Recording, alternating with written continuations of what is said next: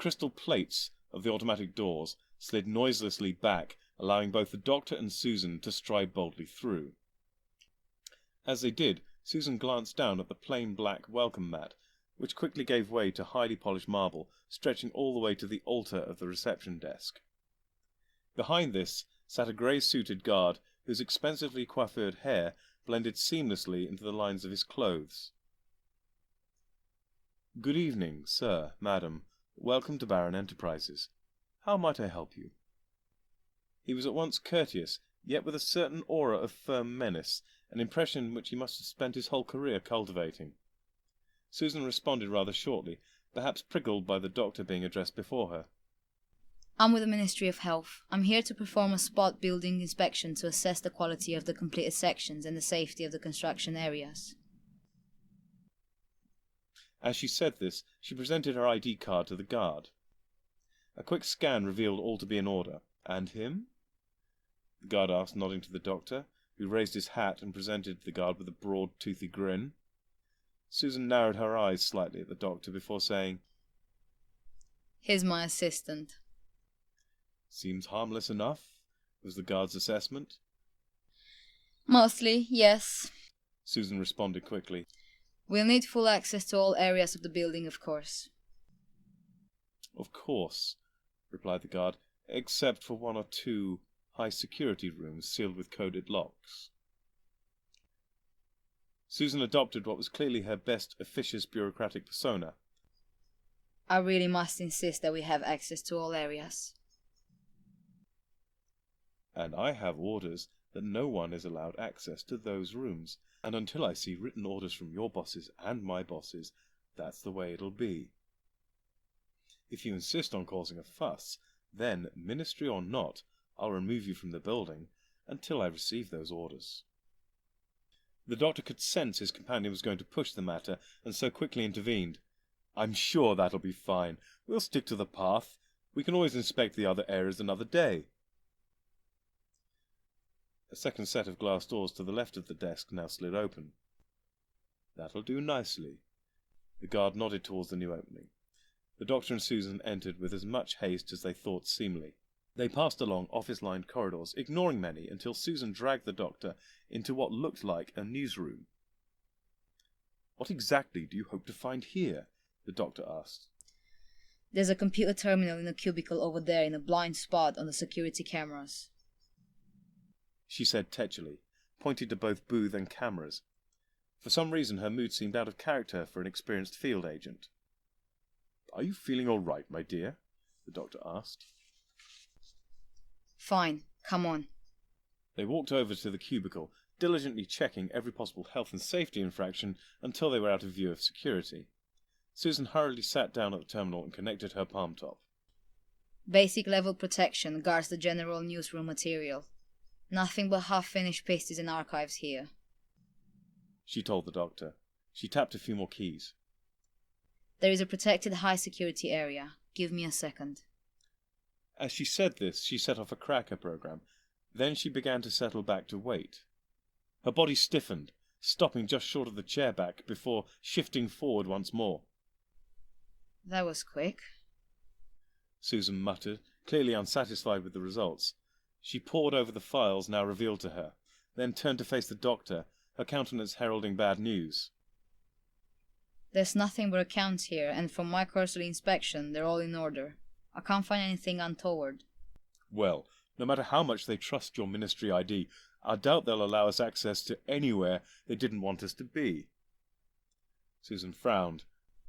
"So, where to now?" "Why, to wherever we shouldn't be." At this, the doctor turned and strode out of the room and back into the corridor. Susan stood up hurriedly and trotted after him. At the far end of the corridor stood two devices of quite different designs, but with a common purpose. The first was a standard mechanical lift. Beside this stood the next generation, an AG maglev floater, a rare piece of advanced technology, and a symbol of Baron Enterprises' wealth and forward thinking. These carless tubes were designed to levitate individuals in a controlled manner to their destination. The tubes worked in pairs, both openings adjacent to one another, left for up, right for down. The passenger was gently wafted at a sedate pace until he reached the desired floor, whereupon, by touching a pressure pad set into the wall, his progress was halted long enough for him to push himself out. There were many redundancies built into every system, and there had never been an accident in commercial use, but man still held an inherent distrust of having nothing beneath his feet, hence the creaking antiquity of the lift, the parent watching over its child. As it was, this particular child was grounded, under construction tape crossed over both openings, forcing Susan and the doctor to opt for the lift. Once inside, the doctor studied the panel of buttons. Well? Susan asked impatiently, hopping from one foot to another. The doctor peered over his shoulder at her, one eyebrow raised. I've been told patience is a virtue. I'm not feeling particularly virtuous today, Susan retorted, affording the doctor a brief smile. There were 63 buttons in addition to the ground and basement, but someone had taped a sheet of A4 paper next to those for 30 and higher with the words Danger, Construction scrawled on it in black marker. 63 floors, eh? An odd number to pick, the doctor commented. That number plus the radio mast make it the highest building in London. The doctor adopted a mischievous expression. Ha! Now there's a man with something to prove. Susan did not share his humour, giving him a hard stare. I wish I could say it was so. The doctor studied her. You still have some feelings for him, don't you? Susan shook her head. No, but I do still have feelings for accuracy and the truth. The doctor cocked his head on one side, making some internal assessment. I'm sorry, of course. Then he pointed at one of the buttons. By the way, look what I found. Susan glanced at the end of the doctor's extended digit and saw button 21. It seemed no more special than the others. So? The finger now jabbed the button. The lift remained motionless. Ah, Susan said, as she noticed the electronic keycard slot next to the button. not a problem, She continued, whilst pulling out her palm top and inserting a keycard interface. After a few moments she said, Try it now. Cautiously this time, the doctor slowly depressed the button. The doors closed and they were gliding smoothly upwards. Susan drew her gun, but the doctor put his hand upon it. Let's not get ahead of ourselves here. Best save that until we really need it. Susan looked unconvinced, but replaced it in her shoulder holster. The doors opened into a long corridor. The left-hand wall contained several doors leading to various store cupboards and other mundanely functional rooms. The right wall, however, appeared to conceal one enormous chamber, since the top half consisted of heavily frosted glass, allowing the vague suggestion of shapes within.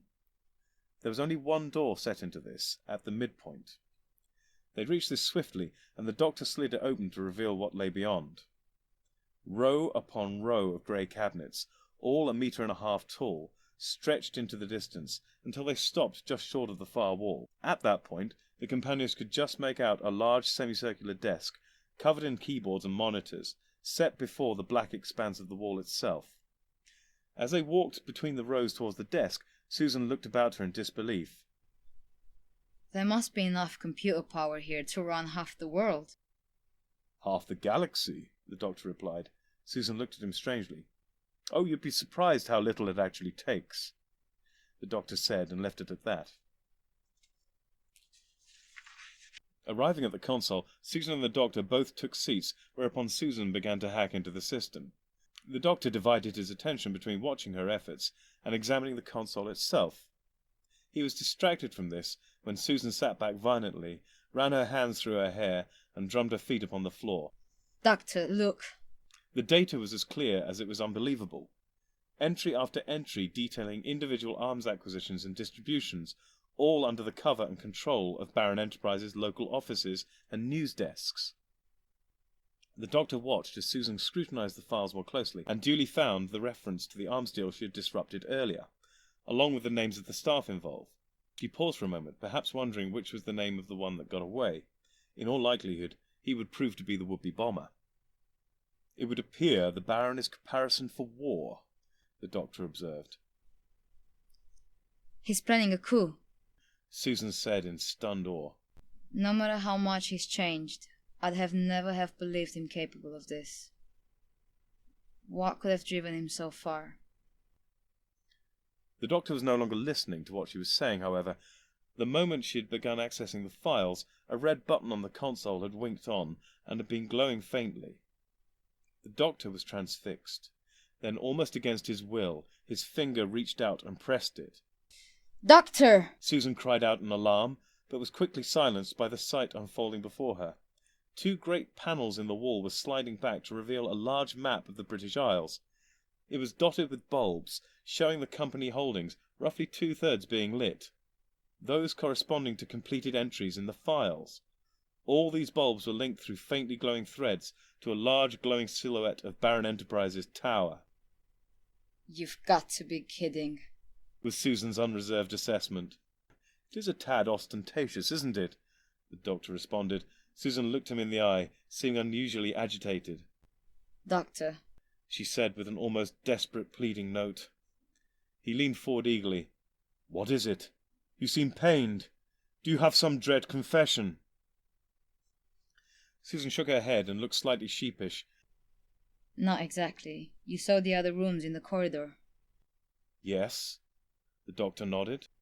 "Did you notice whether one of them was a convenience?" "I do believe there was one." Susan gave a single nod of recognition. "I'll be back in a minute." The doctor remained frozen in thought for a moment before smiling indulgently. "Ah, humans." The doctor turned his attention back to the files. He heard the door as Susan left the room. He paid it no mind when he heard it again a minute later. The monitor to the left of him erupted in a blinding, ear-rending anarchy of sparks and glass shards. The doctor was thrown sideways by the force, while on his left arm each hair stood stiffly to attention, the telltale signature of a directed charge weapon. He threw himself behind the nearest server cabinet, and it shuddered and arced under the thunderous impact of another charge. Deadly as DCWs were, their accuracy was famously unreliable, as their energy discharges were often drawn or pushed off target by large metal or charged objects. This was the only reason the doctor still lived. He decided discretion was the better part of valor, and surrender the best part of discretion. He waved his hat above the server cabinet. "Excuse me, but I thought you might like to know I surrender," he called to the unidentified assailants. A thought struck him. Where was Susan King? A sickening feeling threatened to overwhelm him as he considered her former relationship with James Barron. Had she been with her old lover all along? Had she slipped out only to bring these death dealers to him? "Get out here now!" a gruff and very male voice ordered in a broad southeast London accent. The doctor rose and turned, arms raised, hat still clutched in his hand. His fears about Susan were at least partly assuaged by the sight of two burly armed guards facing him, but not entirely. "I seem to be a little lost," the doctor supplied affably. Neither guard looked impressed. "You're coming with us." "So it would seem," the doctor agreed, as he allowed them to show him back to the lift with enthusiastic physicality. Both guards were shaven-headed, a microscopic layer of stubble covering their scalps.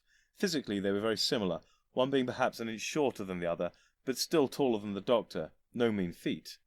The smaller guard selected the 30th floor. The three men were delivered into an enormous office that took up the entire floor. The floor itself was polished glass, and through it the cubicles in the office below were visible. In one corner of this vast chamber stood a second and apparently working floater, which terminated at this level, and served only the floors above. Across the shining expanse of the floor stood a flat metallic desk, and behind this sat an athletic individual in a finely tailored suit. As the doctor was led roughly towards him, James Barron stood up, assessing him with lively, intelligent eyes.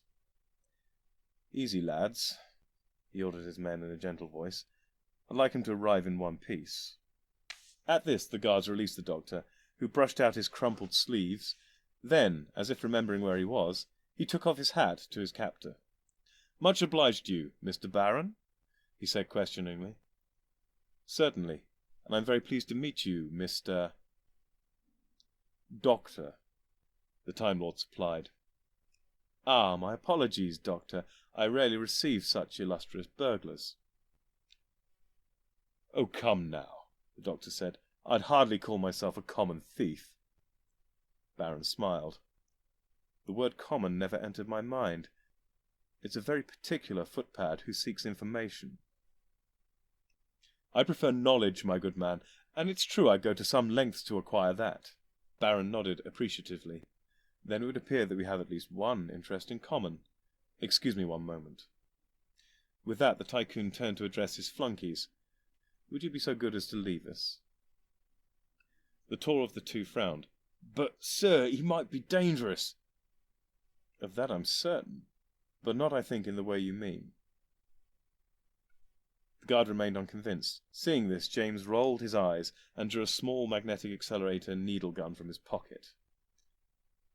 Look, if you're that worried, I have this. Now will you do as you're told? Mostly mollified, the two guards shuffled back to the lift. Once the doors had closed, James Barron spoke to the doctor. So tell me, what knowledge have you acquired, and what still eludes you? Oh, far too much to list. James laughed. Oh, very commendable, to know that you do not know, but you know very well we are not speaking in general terms here. The doctor peered sidelong at the Baron. Are we not? I suppose you're right.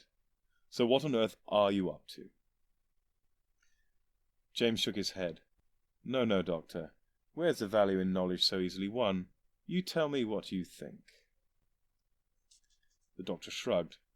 Well, I could say how things appear, but I do so hate being deceived. Humour me, James encouraged. Very well. It seems you're planning to take over the country by force of arms, to replace the power of the people by the power of you alone, if that really is power. You seem to be setting yourself up to be the very model of a feudal baron. It seems odd that a man of your reported gifts, your intelligence, your sensitivity, perhaps even the all-important beginnings of wisdom, should squander them in such a hollow pursuit. James laughed without humour. Ah, my gifts. As you say, they should allow me clearer perception of the good course, the better path, yes? Presumably you think I'm unaware of this. The doctor's expression gave nothing away. His tone guarded. I'm not sure. So you don't deny you seek to supplant the power of the people and rule the land yourself. Surely someone as well educated as yourself cannot hold your fellows, the rest of the population, in such contempt. Far from it, my good doctor. Indeed, I trust and rely upon them totally. This is, after all, to be a popular revolt, the British people regaining their power, under my direction, of course. But ultimately, with you dictating policy, they will have lost their individual power through the state, the doctor argued. And this is a bad thing? I think it's a more dangerous thing. Better the checks and balances of many heads than the rule of one. Existence on a knife edge, waiting for his first, last fatal mistake. So you prefer rule by the populace, because their collective wisdom is better than my individual judgment. Excellent, my lad. I think you have it. Now just stand down your militia, there's a good man. James shook his head, smiling. Not yet, Doctor. I'm not convinced, but would love to be if you can. So rule by the mass is better than me. I'm afraid so. Because they are, by and large, wiser? The doctor nodded. Then it seems unlikely that the wiser could be misled or persuaded by the less wise. Unlikely may be a fair assessment. And yet, I am but a hair's breadth from persuading the mass of the populace that they have no power, and that the rest of the world and beyond is working against them. By your own reckoning, how can they be more wise? The doctor held up a hand. I didn't call them perfect. They're still capable of being deceived. And besides, you yourself have just admitted that you've been persuading them of a lie, potentially not a good thing. You're not doing the greater good, but are in fact perpetuating the opposite. James cocked his head. Are lies always bad? Surely there are the white lies we use to protect or guide when the reasoned explanation would go unheeded or do more harm than good. The doctor shook his head. But you know no long-term good can come of seizing power. Even if I were to believe you'd rule wisely, which, by the way, I don't, what happens at the end of your existence? Another dictator, another feudal baron, lording it over a people fed on lies? Or do you think that this falsely educated populace would be in a fit state to take back the reins of power? You of all people should know this. You were part of the system educating the masses, giving them the power of considered self-determination. Surely this is the only way to improve the state of all people. James stared long and hard at the doctor. Oh, I know you're right there. I've known that throughout my adult life. But there's the rub, he said, smiling sweetly. I don't care. Oh dear, the doctor said. That could be a problem. James inclined his head. I'm afraid so. Yes, I was part of that education system. And you're right. Ultimately, it could lead to an intelligent, self-controlled people. But that goal is such a long way off. Something changed. I lost my love of the future, of a dream I'd never see. I became impatient for a better life. No, wait, that's too strong a case. The people are slow learners, and I grew bored of living in a shadow of utopia. Have you seen the populace lately? I've certainly met individuals, and I've observed the city. They seem, by and large, well-fed, productive and happy. They show every sign of fulfilling the dream of a contented people, barring accidents. Oh yes, James retorted. This society seems ordered enough, I'll grant you, and everybody knows their place. But therein lies the problem. We've taught them how to behave, but, as yet, without understanding. So everybody conforms to the happy norm, and nobody wishes to stand out in case they disrupt this carefully studied peace. And so there's no fun anymore. Nobody stands tall. No creative genii. No colour. No one is capable of bending or even breaking the rules, because it takes intelligence and true understanding to know when it is harmless or even right to do so. As if on cue, the doctor spotted Susan's head peering upside down from the top of the right-hand floater tube. Her left hand was pressed against the stall panel, while she used her right hand to grip the edge of the opening to steady herself. The doctor could only watch her out of the corner of his eye to avoid alerting James to her presence. He was relieved to discover that his earlier suspicions of her betrayal were unfounded. As he watched, she nodded to the left-hand tube, then swung herself lithely into that opening, feet downwards, and was immediately spirited up and away. I think you need to get out more, the doctor advised. Perhaps I will, but it will be in my city, my country, my Britain. The people will get the government they deserve. They will get me. They'll enjoy a new order under my baronial rule, and who knows, maybe my example will inspire some brighter individuals to shine. Let's be fair, who cares? Not me.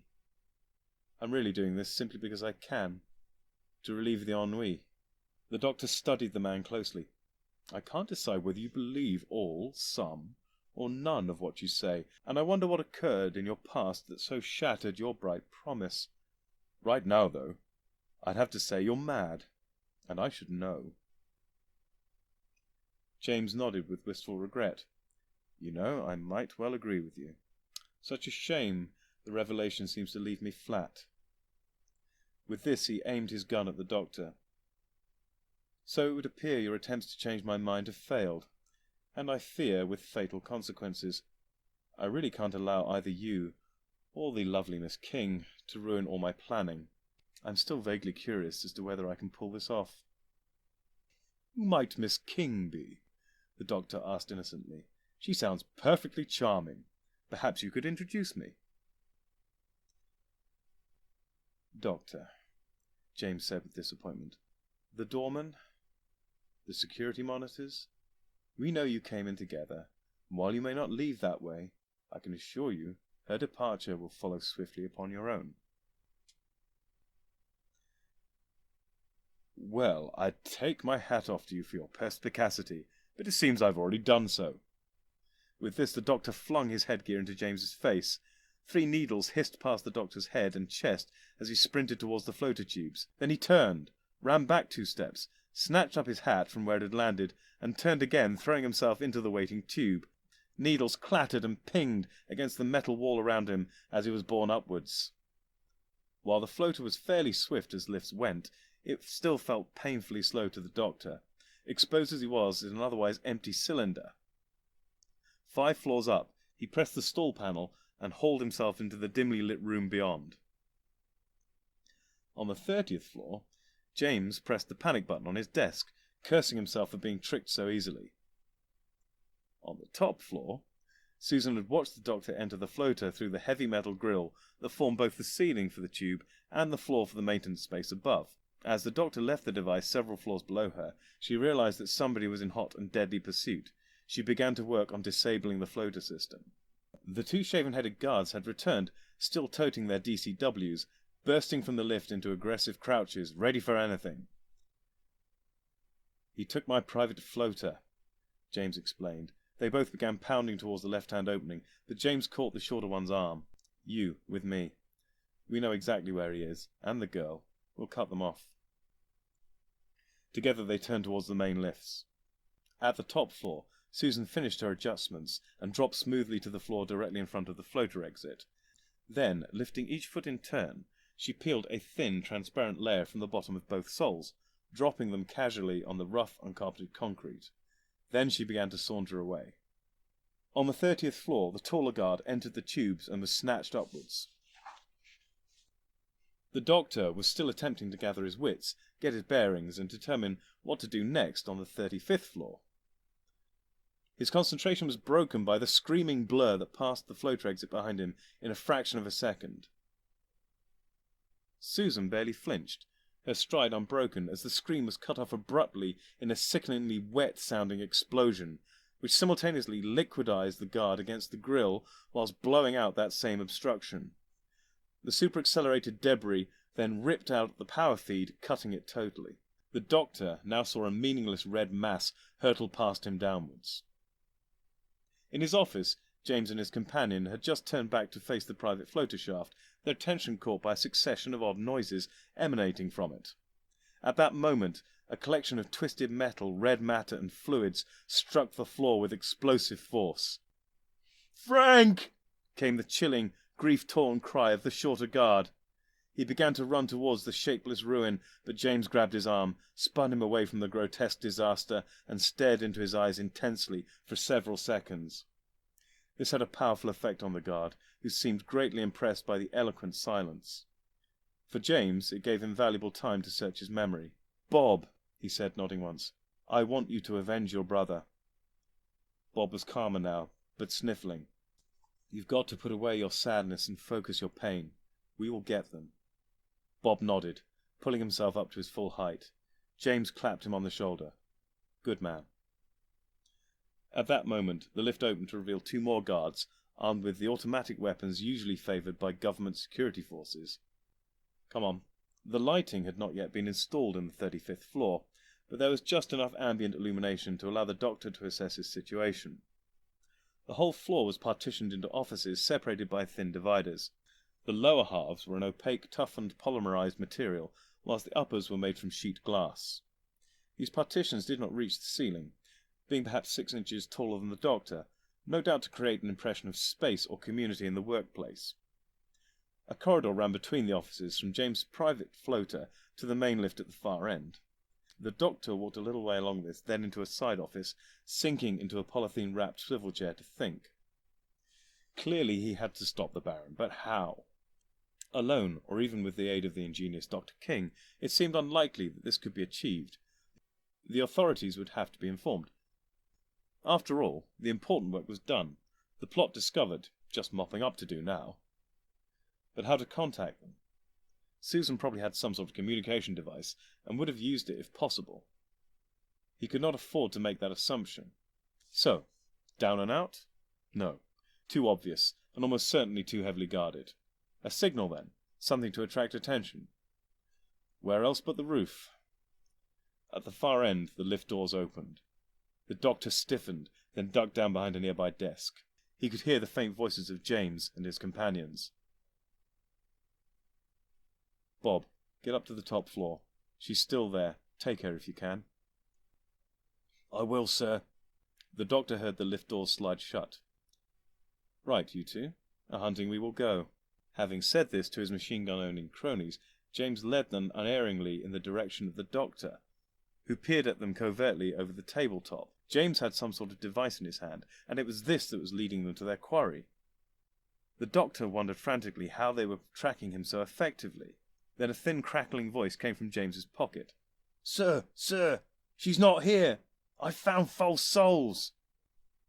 James rolled his eyes, handed the device to one of the guards, and withdrew a tiny communicator from his jacket. "Stay there. I'm coming up. Whatever you do, don't let her kill you."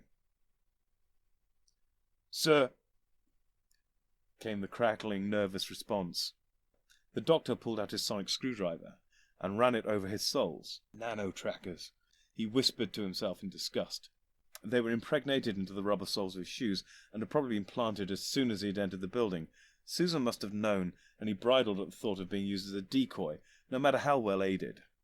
Hurriedly, he now removed his shoes, then tied them together by the laces.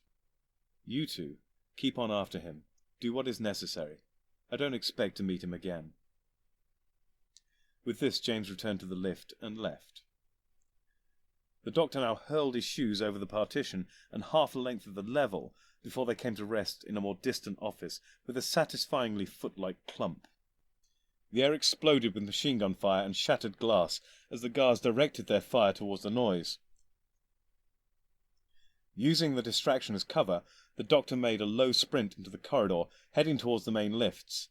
Unfortunately, the two guards were standing between him and the lifts, gleefully spraying an innocent filing cabinet with automatic fire. The Doctor ducked into another office to his right, but once inside, his foot caught the side of an empty metal bin.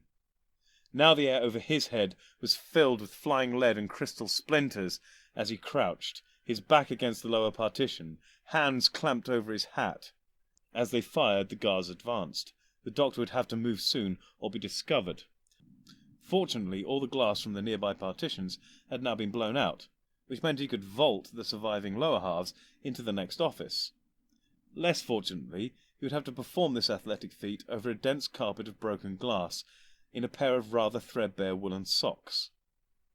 He gritted his teeth and launched himself forwards. Glass sliced and dug into his feet with every step, while the continuous lines of bullets swept ever closer to him. He dived, rolling as he landed in the room beyond, thick brown coat protecting him from much of the glass there. The guards changed direction to approach the Doctor's new foxhole, but were moving more cautiously by now, perhaps unaware that he was unarmed, and wary of the increased cover afforded by his current position. The Doctor winced as he plucked glass from his feet. The bloody shards fell to the floor with an oddly metallic clatter. For the first time, the Doctor became aware of where he was. The printer room set into one corner of the level. The guards plucked up courage and rushed the printer room. They came from two sides and stood with puzzled expressions, gun barrels pointing over the partitions into the empty room beyond. They looked at one another, then edged into the room cautiously, eyes darting, alert to danger. Looking down, they could see the twin bloody footprints where the Doctor had been hiding, but none leading away. There were no exits. As they moved further into the room, the metal floor creaked slightly under them. They both froze, struck by the same thought. One pointed downwards, while the other nodded mutely. As soon as he had heard the guards enter the room, the Doctor had ceased to worm his way through the insane jumble of cables under the false floor. He had been making for a riser in the wall of the building, leading, he hoped, between the floors, but it was still 2 meters away. A series of blasts tore holes through an entire row of metal plates away to the Doctor's left. Almost immediately, a second burst tore up those to his right. Then a second blast from his left, a row closer. To the right, so close a splinter cut his cheek and he'd smell hot metal. Then he heard a single pistol shot, followed by a thud that made the panels on his immediate left jump violently.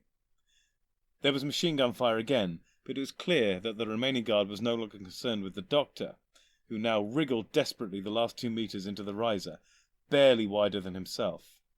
He now found himself clinging to a thick bundle of cables, his feet pressed into the ribs in the wall of the riser, a yawning void above and below him, leading to who knew where. He could still hear the gun battle raging, and had no doubt it was Susan who had saved him, but there was no exit from his current hiding place save the way he had come, and that meant the certainty of a bullet. So he climbed upwards. Susan would have to fend for herself. As the doctor slowly scaled the building, from within he occasionally caught sounds of the search, voices, footsteps. More than once he was forced to halt his progress, lest some stray noise gave him away, and on one occasion he had been no more than a metre from James Barron himself as he directed his men. Almost as disconcerting as this close encounter was the security of the cables he was forced to use as a lifeline. At each floor, more were peeled off into another underfloor exit, leaving him with gradually dwindling support. Also, the cables themselves were initially running off to various devices, but as the floors progressed, they were increasingly incomplete.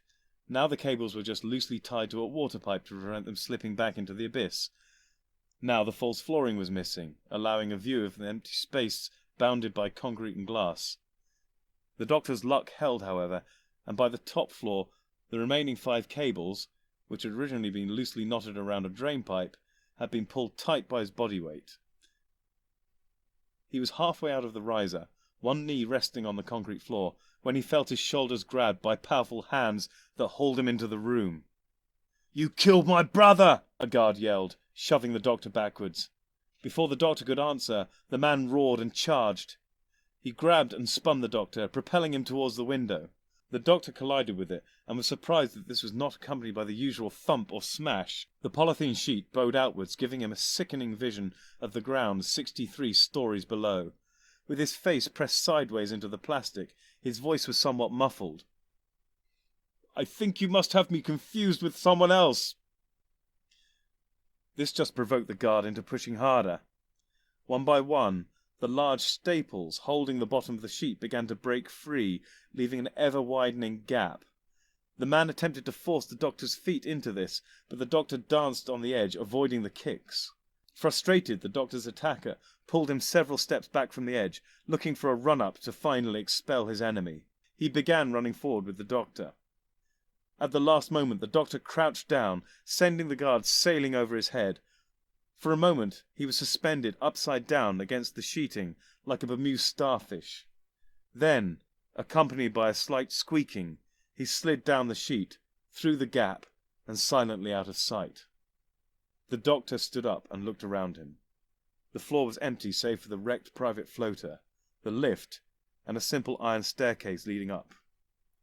The doctor took the stairs. At the centre of the roof stood an enormous radio mast, a symbol of Barron's vast communications empire. Towards one corner of the roof sat a small helipad, along with the door to the building itself, through which the doctor now came. He checked about him for some means of attracting attention. As he did so, on its midnight cue, the rain began. Peering through the sleeting water, the doctor's eyes fell upon the Baron's personal one-man electric helicopter. "Ah, my dear, what a sight you are, and what a sight you'll be," the doctor said lovingly as he walked over and pulled open its maintenance hatch.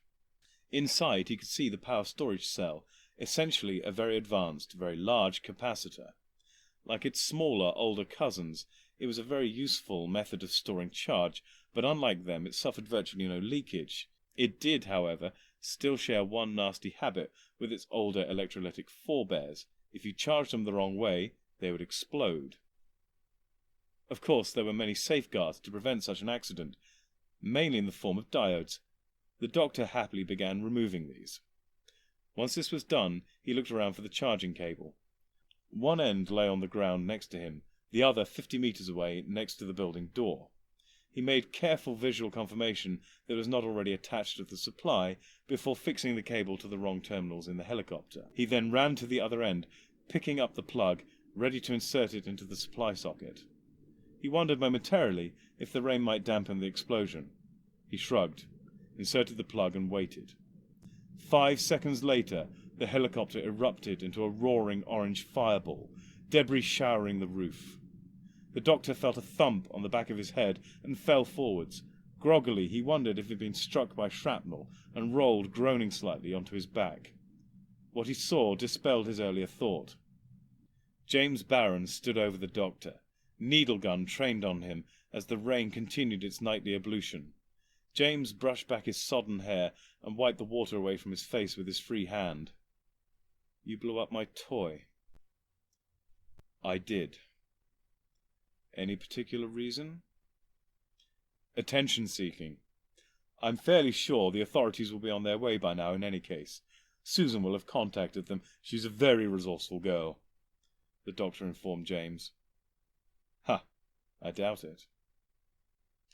We've been running interference since you entered the building, James returned coolly. The doctor smiled. Well, you're not the only one there. James frowned. Yes, I do seem to be missing a few guards. Any ideas what might have happened to them? Like I said, she's a very resourceful girl. James breathed in deeply through his nose. Susan, always Susan. Can't she allow me even this one little thing? He asked, looking into the sky. What do you mean? The doctor responded. James' attention quickly returned to him. You've no idea why I'm doing this, why I do anything, do you? I suspect not. You talked of my gifts, those gifts that could so improve the state of mankind. But what use are they, when they cannot improve the state of me? Do you know when I was happiest? Can you even guess? The doctor peered at him. When you were with Susan. James seemed stunned by the doctor's unexpected comprehension, the gun lowering slightly. Yes, when I was with Susan. I'd never been happier than when I was with her, and yet, with all my gifts... James only spat the word. I could not make her love me. Could not make her stay. I had no control whatsoever. Now he raised his gun again. So I sought what little control I could get, paltry as it is in comparison to love. That, I learned, can never be controlled. I will give the world what it deserves, the best of men broken to its cruel and chaotic will. And all for love. He took a step closer to the doctor, weapon levelled at his head. My rule was to be my occupation, my control, my only relief, and you and Susan seek to rob me of my one last comfort. Well, no more. A shot rang out. James Barron looked surprised as he dropped the gun, then fell sideways and rolled onto his back. The doctor looked upwards to the right of where James had been standing, looking into the struts and girders of the radio mast. 10 meters up, legs entwined around one pole, left hand gripping another, hung Susan King, her frozen expression a mixture of grim determination and horror. With her right hand she still aimed the smoking pistol. Then she was moving, clambering down the mast before running over to help the doctor to his feet. "Did you get a message out?" the doctor asked. Susan nodded. Your explosion went off right in the middle of it. Half of London knows we're here now. I wasn't sure of what was happening until I'd almost reached the ground again. I heard what he said. So he was going to shoot you. Susan looked at James Barron, lying bleeding but still conscious, his life ebbing away with each passing moment. She turned her head. Around her the burning lumps of wreckage were already beginning to splutter and die, doused by the continuing rain. The image reflected darkly within her mind, forcing up, unbidden, the memory of James's own bright spark of life, drowned so violently before its time. The incomplete tower upon which she stood also seemed to echo the unfulfilled promise of that life, and reminded her of the loving man she once knew, and the potential for quiet, humble greatness he had once possessed. Looking back at James, she felt her throat tighten, as she was overwhelmed by a conviction that it was her rejection, her inability to return his love, that had turned his mind, replaced his fire with ice, and driven his heartless distractions. She tore her eyes away from the dying man, looking at the doctor, longing for absolution. All the deaths this day could have been avoided but for my choice. It's all my fault, isn't it? Everything that's happened, it's all down to me. The doctor shook his head. I hardly think so, my dear. James could not accept reality, and so against every law of reason sought to force reality to conform to his desires. All that has happened is the fault of one man's flaw. You prevented a civil war, and perhaps thousands, even millions of deaths. You acted in good faith. You did what was needed. Susan turned back to James. He seemed to have been unaware of their presence throughout their conversation. His eyes glazed, his mind turned inwards. but in the moments before he died, his eyes cleared and found Susan staring back at him. With an odd faint smile, he gave voice to his last breath. "You came back."